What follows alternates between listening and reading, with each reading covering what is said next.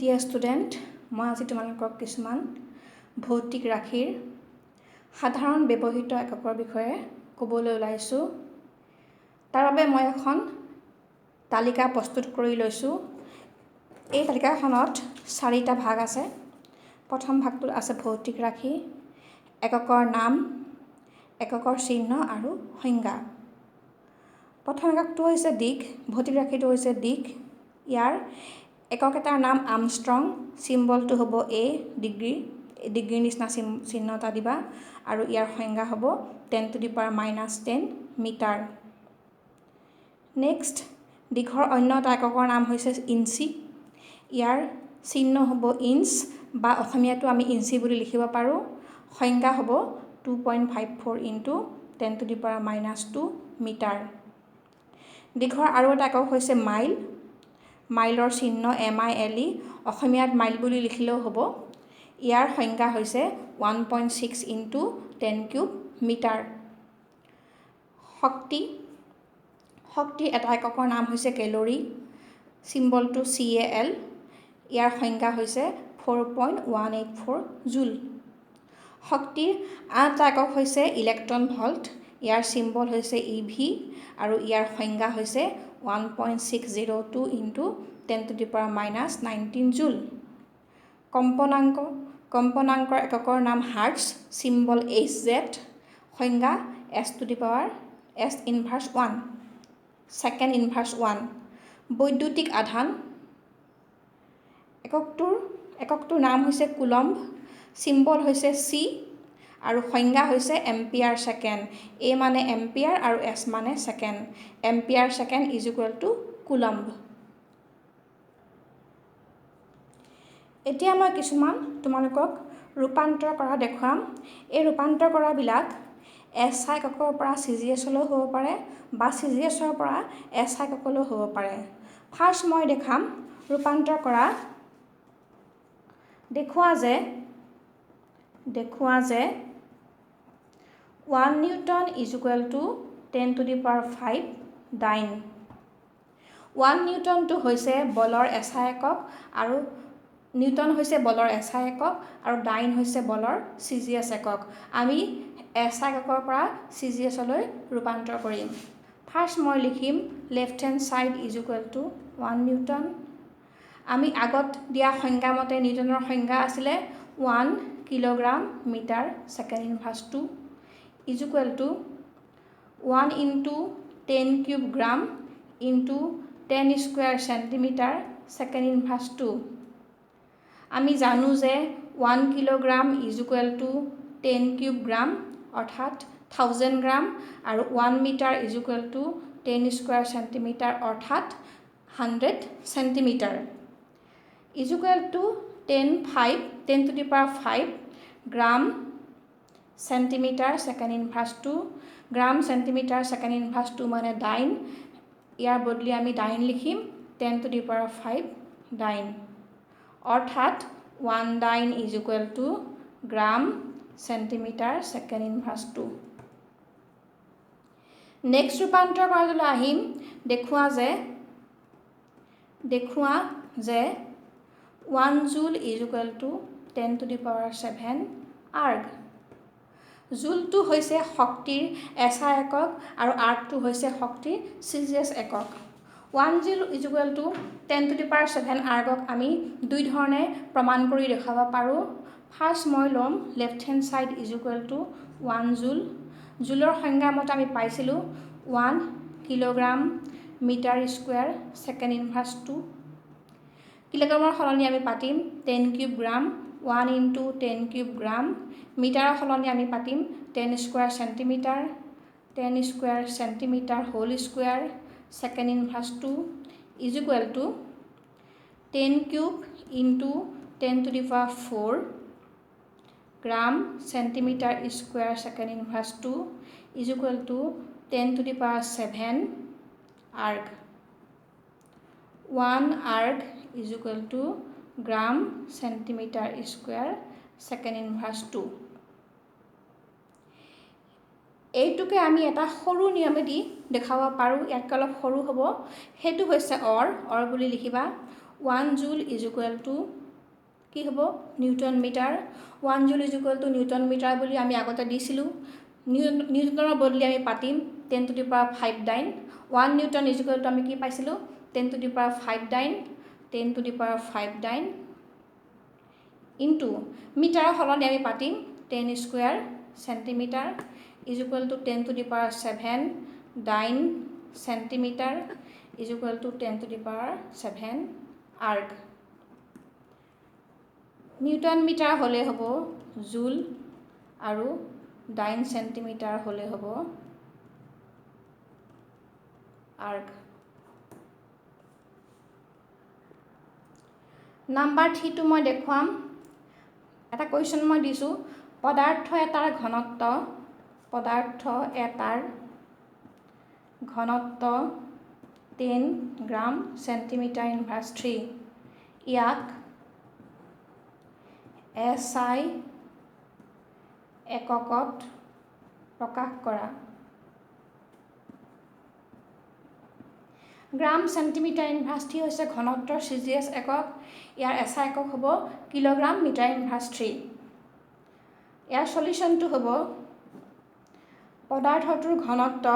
পদাৰ্থটোৰ ঘনত্ব is equal to 10 gram centimetre inverse 3 আমি জানো যে 1 gram is equal to 10 to the power -3 kilogram 1 centimetre is equal to 10 to the power -2 metre এইকেইটা value আমি ইয়াত put কৰিম 10 ইনটু গ্ৰামৰ সলনি আমি বহাম 10 টু দি পাৱাৰ -3 কিলোগ্ৰাম আৰু চেণ্টিমিটাৰ সলনি আমি বহাম 10 to the power -2 metre -2 metre to the power -3 10 into 10 to the power -3 into 10 to the power -2 -3 কৰিলে হ'ব 6 10 to the power 6 kilogram metre inverse 3 10 into 10 to the power 6 অৰ্থাৎ কি হ'ব 10 to the power 7 into 10 to the power -3 kilogram metre inverse 3 is equal to 10 to the power 4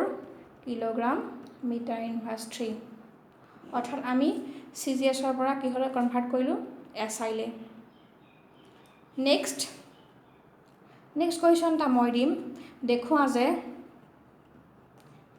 যে 1 bar is equal to 0.987 ATM চাপৰ এটা একক বাৰ আৰু চাপৰ একক ATMও হয় এতিয়া আমি সম্বন্ধটো দেখাম 1 bar is equal to 0.987 ATM ইয়াৰ সলিউশ্যনটো হ'ব আমি জানো যে মই চাপৰ এককবিলাকৰ বিষয়ে দিছিলোঁ আমি জানো যে কি পাইছিলোঁ আমি 1 ATM is equal to 1.01325 into 10 to the power 5 pascal আৰু 1 বাৰ ইজ ইকুৱেল টু পাইছিলোঁ আমি 1 into 10 to the power 5 pascal এইকেইটাক আমি ব্যৱহাৰ কৰি এই দুটা ৰিলেশ্যনৰ পৰা আমি এই 1 বাৰ ইজ ইকুৱেল টু 0.987টো প্ৰমাণ কৰি দেখুৱাম ফাৰ্ষ্ট আমি লিখিম 1.01325 into 10 to the power 5 ATM 5 Pascal is equal to 1 ATM. Therefore, 1 Pascal is equal to 1 by 1.01325 into 10 to the power 5 ATM. 1 into 10 to the power 5 Pascal is equal to 1 into 10 to the power 5 1.01325 into 10 to the power 5 ATM. 10 to the power 5 cancel যাব 1 into 10 to the power 5 মানে আমি অকমান আগতে লিখিছিলোঁ 1 bar is equal to 1 by 1.01325 ATM. এইটো divide কৰিলে আমি পাম 0.9869 ATM. আমি এইটো ৰাউণ্ডিং অফ কৰিম আমি 9টো উঠাই দিলে কি হ'ব 0.987 ATM অৰ্থাৎ 1 bar is equal to 0.987 ATM. মোৰ নেক্সট টপিকটো হ'ব বিজ্ঞানসন্মত লিপি আমি সংখ্যা এটাক বিজ্ঞানসন্মত লিপিত প্ৰকাশ কৰিব পাৰোঁ। বিজ্ঞানসন্মত লিপিত যিকোনো সংখ্যা এটাক n × 10⁻n ৰূপত লিখা হয়। ইয়াত কেপিটেল N হ'ল দশমিক বিন্দুৰ বাওঁফালে এটা মাত্ৰ অশূন্য অংক থকা সংখ্যা। এই অশূন্য অংকসমূহ 1 আৰু 10ৰ ভিতৰত থাকিব লাগিব। আৰু স্মল n হ'ল 10ৰ পূৰ্ণ সাংখ্যিক ঘাত। উদাহৰণস্বৰূপে 10967777ৰ বিজ্ঞানসন্মত লিপি হ'ব। এই সংখ্যাটোক আমি যদি বিজ্ঞানসন্মত লিপিত লিখোঁ তেতিয়াহ'লে আমি সংখ্যাটোৰ দশমিকৰ বাওঁফালে মাত্ৰ এটা সংখ্যা ৰাখিব লাগিব। তেতিয়াহ'লে আমি সংখ্যাটোক এনেকৈ প্ৰকাশ কৰিম 1.09677 × 10⁵। এই গোটেই সংখ্যাটো দশমিকত লিখিলোঁ। দশমিক বিন্দুৰ বাওঁফালে মাত্ৰ এটা সংখ্যা থাকিব লাগিব আৰু সেই সংখ্যাটো হ'ব লাগিব অশূন্য অংক। এতিয়া চোৱা, দশমিক বিন্দুৰ পিছৰ ফালে 5টা সংখ্যা আছে, গতিকে আমি লিখিলোঁ 10⁵।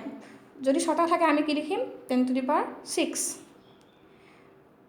নেক্সট পইণ্টটো হ'ব 0.00254ৰ বিজ্ঞানসন্মত লিপি হ'ব 0.00254। এই সংখ্যাটোৰ পৰা আমি দশমিকটো উঠাই দিম, তেতিয়া আমি কি পাম?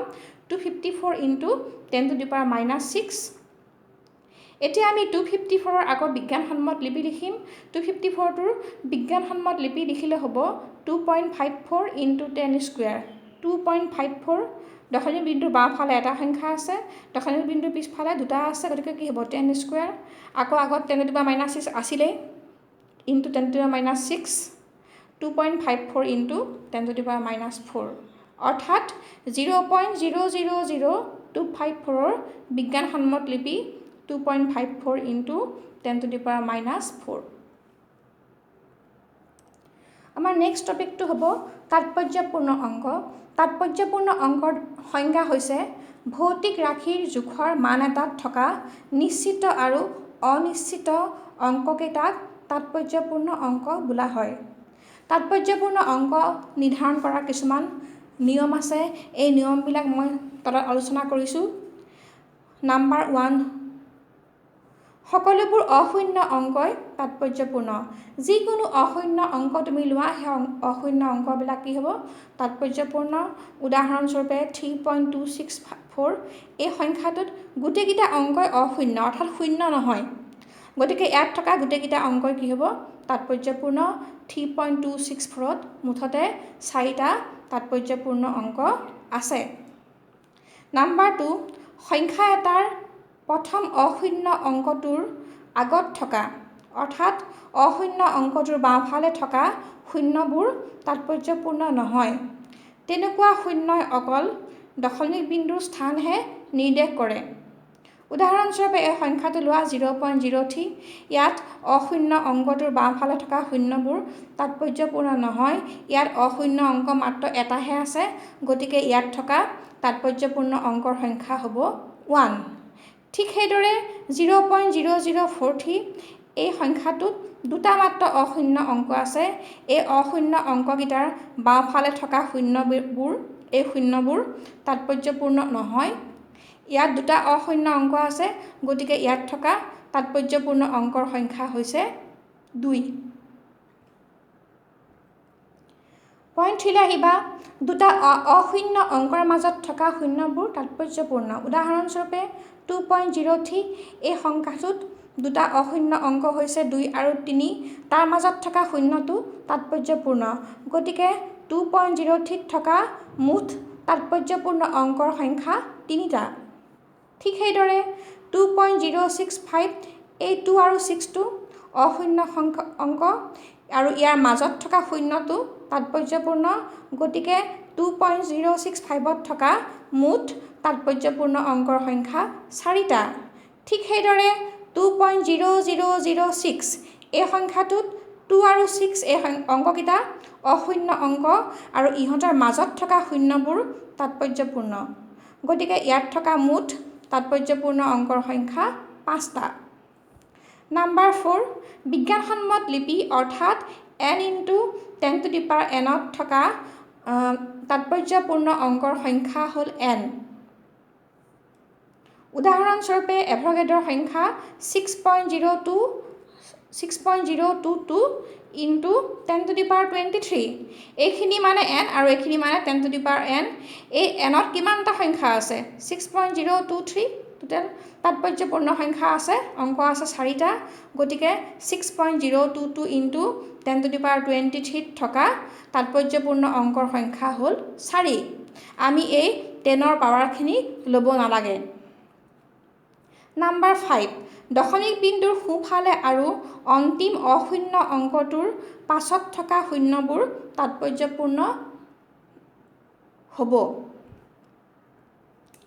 উদাহৰণস্বৰূপে 2.0 সংখ্যাটো লোৱা 2.0 ইয়াত মাত্ৰ দুটা সংখ্যা আছে 2.0 দশমিক বিন্দু আছে 2টো অশূন্য অংক ইয়াৰ সোঁফালে থকা শূন্যটো কি হ'ব তাৎপৰ্যপূৰ্ণ গতিকে ইয়াত দুটা কি আছে তাৎপৰ্যপূৰ্ণ অংক আছে 0.200 দশমিক বিন্দুৰ বাওঁফালে থকা শূন্যটো তাৎপৰ্যপূৰ্ণ নহয় আকৌ এই 200 এই শূন্যকেইটা এইটো তাৎপৰ্যপূৰ্ণ অংক আৰু এই শূন্যকেইটাও কি হ'ব তাৎপৰ্যপূৰ্ণ অংক কাৰণ ই দশমিক বিন্দুৰ সোঁফালে আছে গতিকে 0.200 থকা তাৎপৰ্যপূৰ্ণ অংকৰ সংখ্যা হ'ব 3 দশমিক বিন্দু নাথাকিলে কিন্তু শেষৰ শূন্যবোৰ তাৎপৰ্যপূৰ্ণ নহয় তাৎপৰ্যপূৰ্ণ হ'ব কাৰণে দশমিক বিন্দু থাকিব লাগিব উদাহৰণস্বৰূপে 200 ইয়াত এটা দশমিক বিন্দু নাই গতিকে ই কি হ'ব ইয়াত এই শূন্যবিলাক তাৎপৰ্যপূৰ্ণ নহয় গতিকে ইয়াত থকা তাৎপৰ্যপূৰ্ণ অংকৰ সংখ্যা হ'ব